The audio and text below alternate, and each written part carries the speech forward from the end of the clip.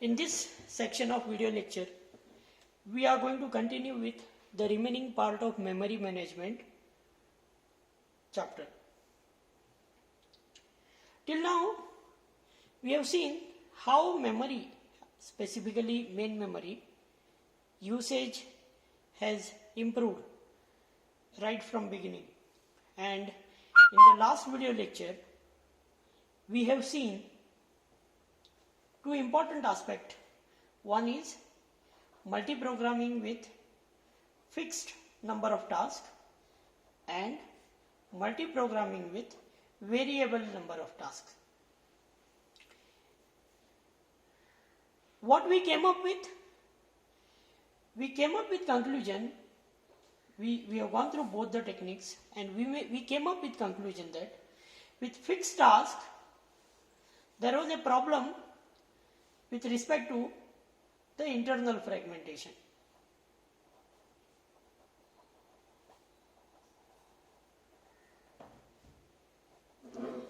And we saw that lot of memory wastage was happening.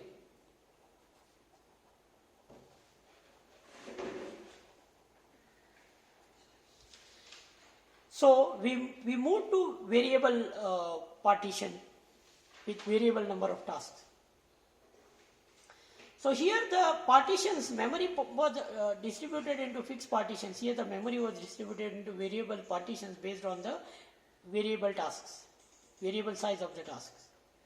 But here also we came up with the two problems predominantly. Internal fragmentation. So the internal fragmentation was happening in this case also, but at a very smaller level. Internal fragmentation. Here we also came up with external fragmentation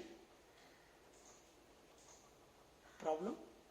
Then we saw we could solve this problem since the partitions are variable, and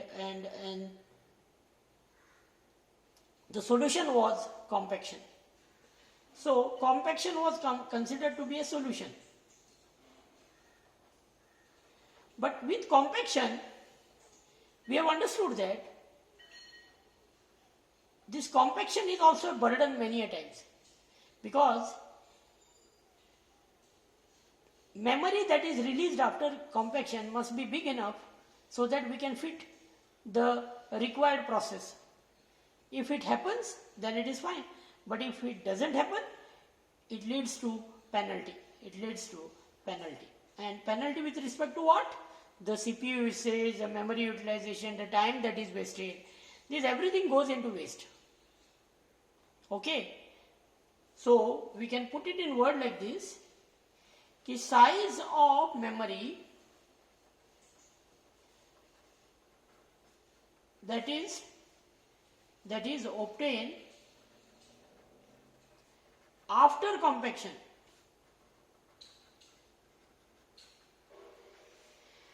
must be big enough to accommodate the required process. And if it doesn't happen, then the entire process of compaction goes into fail.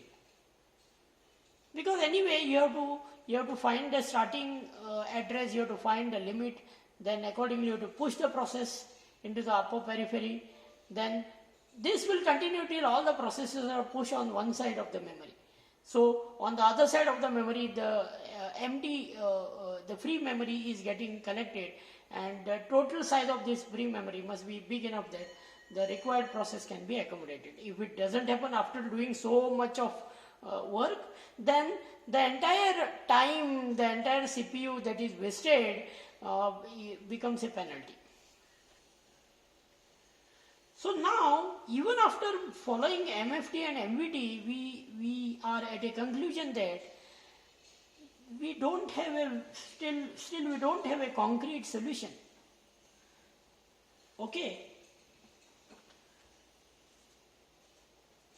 So people thought of moving ahead with a concept of paging. So what is paging? in paging, every process is divided into pages. Every process is divided into pages.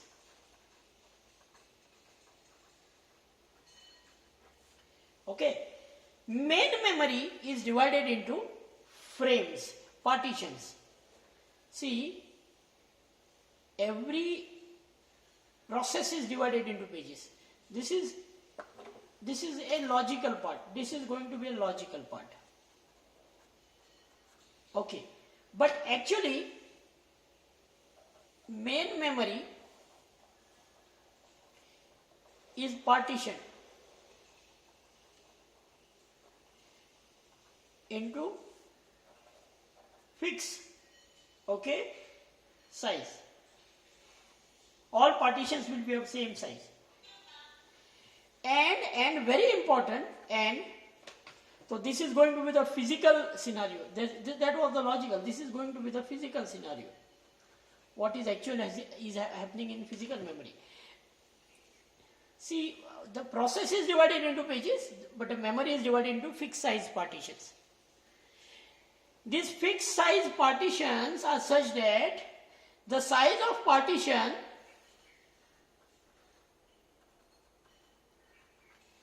is exactly equal to that of the page. So first what we'll do, we'll divide a process into pages and we'll divide memory into fixed size partitions. The partitions which are formed must be exactly equal to the size of the page. Correct? So what we are doing with that? What we are doing with that? What we are doing with it?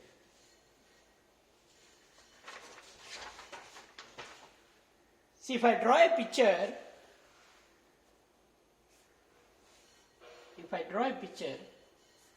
so the upper part is consumed by OS and all partitions of the fixed size.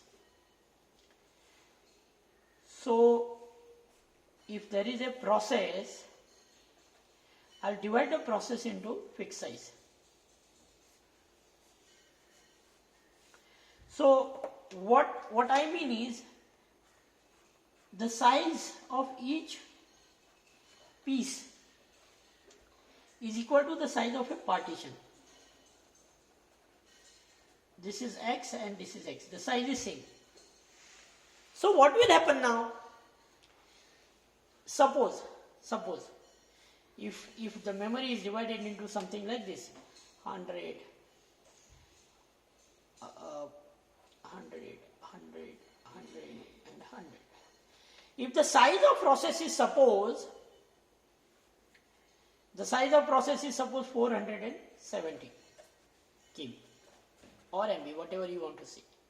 So what I can say is, I can divide it into 100, 1, 2, 3, 4 and 5. So it will come out to be something like this.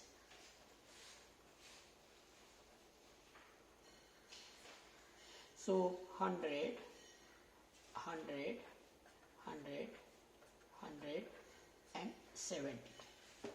So now what is happening? There is no question of internal fragmentation arising.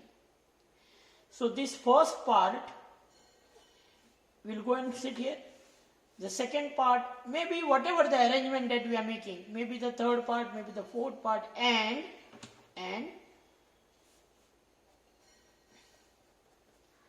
so this is how the entire process is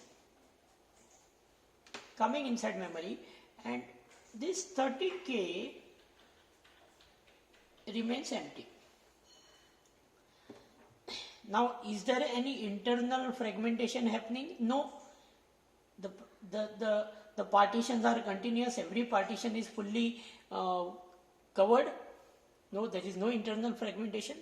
There is an external fragmentation. Yes, there is an external fragmentation, but it's only happening.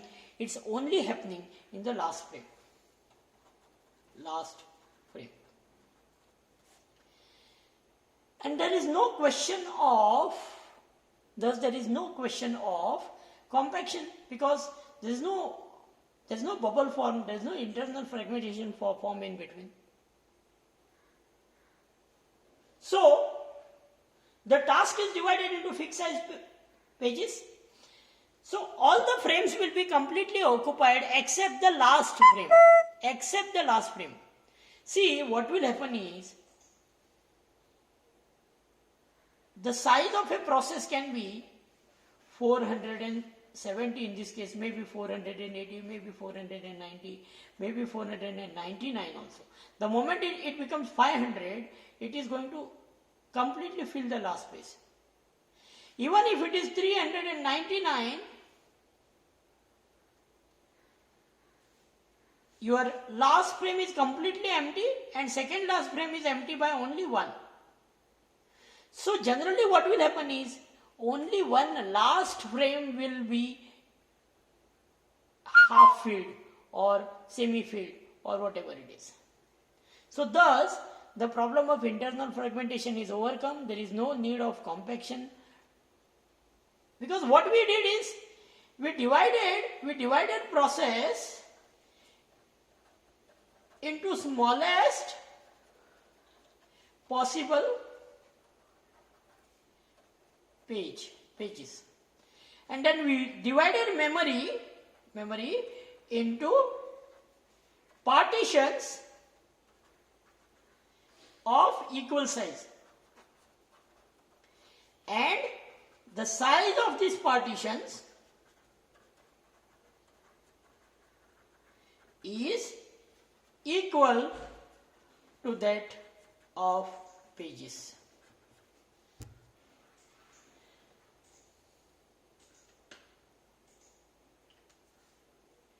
Okay, now we'll move ahead to see what next.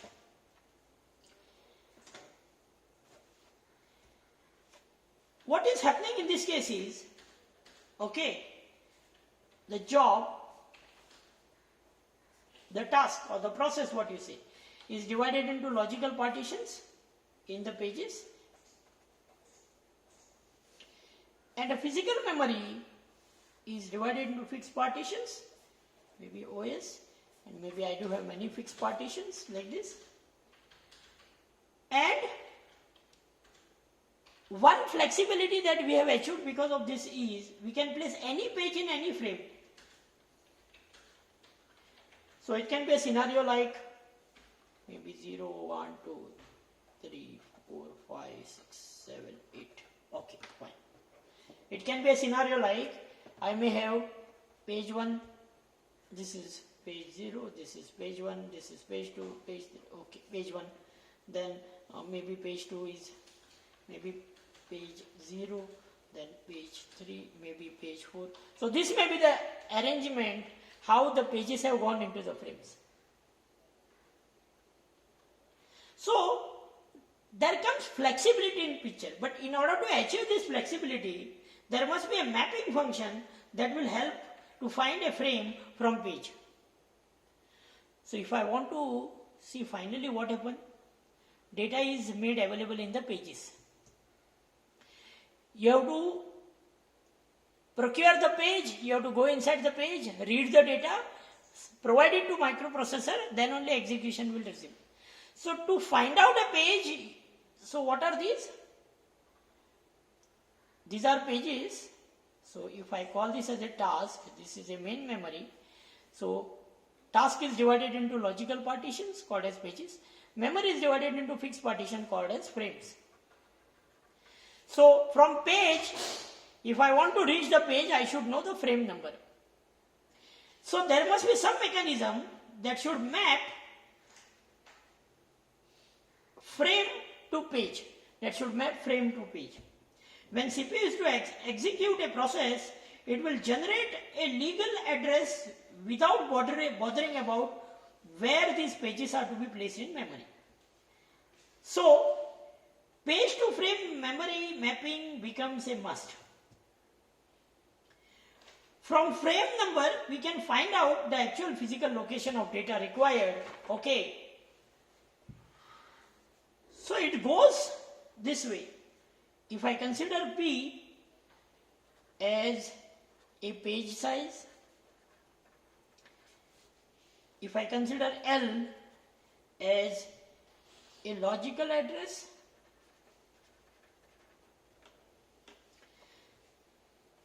so final address, okay, can be computed as page number, its offset within the page number, and in order to compute it, so what do we mean by this actually? This means that suppose the logical address is 12. Consider logical address is equal to 12.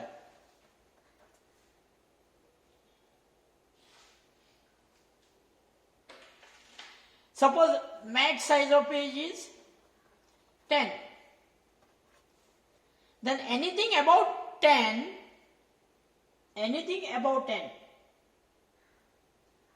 so it is going to be a second page with offset of 2.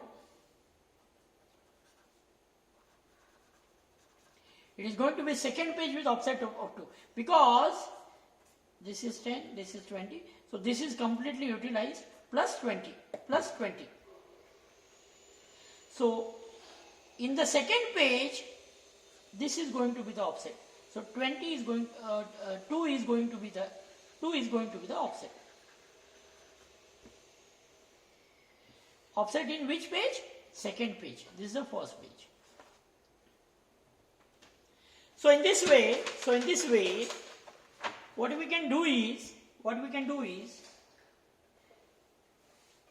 the page size can be computed as L div P, and the difference can be computed as L mod P.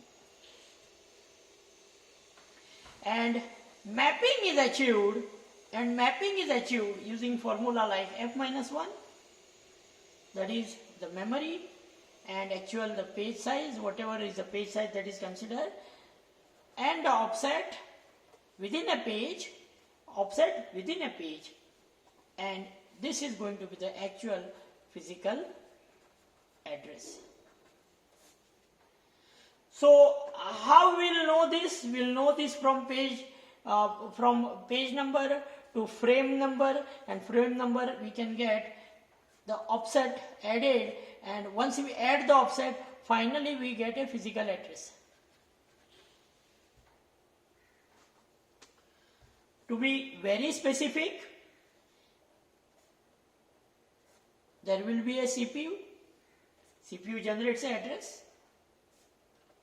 It will point to a table which manages the numbers of the pages. So page management table, it will have a offset part. So page management table will be referred for the frame number and its address, the frame number and its address, the frame number, address, and so on. So if we find one particular, what we can do? We can get that frame number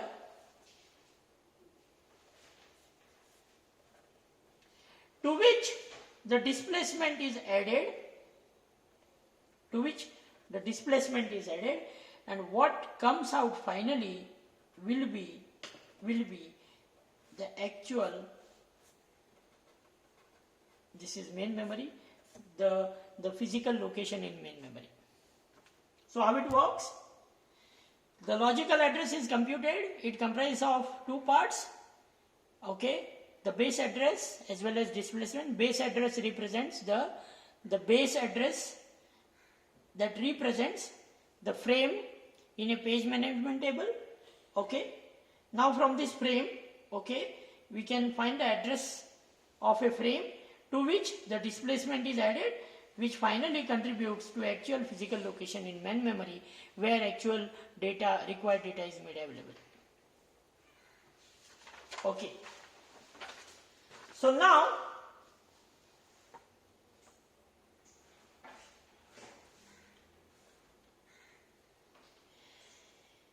What we have achieved?